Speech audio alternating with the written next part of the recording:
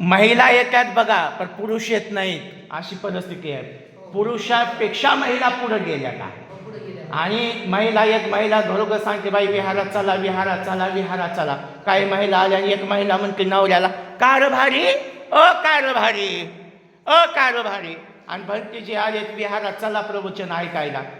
तिचा पत्नी काय होता बाजार होता.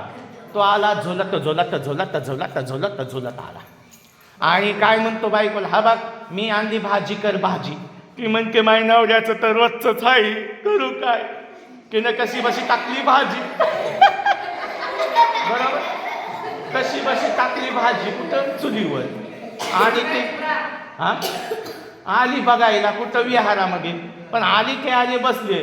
मग आता वंदनेला सुरुवात करावी तर लक्ष कुठं त्या महिलेचं भाजीकडे. मग भरतीजी म्हणतात हात जोडा वंदनेला सुरुवात करा मना पानाची पाता. मग पानाची पाता म्हणा म्हणल्यावर काय म्हणते मना पानाची पाता. तर मध्येच ते त्रिसरण पंचशील सोडते. वंदना करताना पुरी वंदना व्हावी लागते. ती तिथंच गेली सोडून आणि म्हणते माय चुलीवर मटण ठेवलंय शिजलं का नाही का लागल्या पाळायला बरोबर आहे.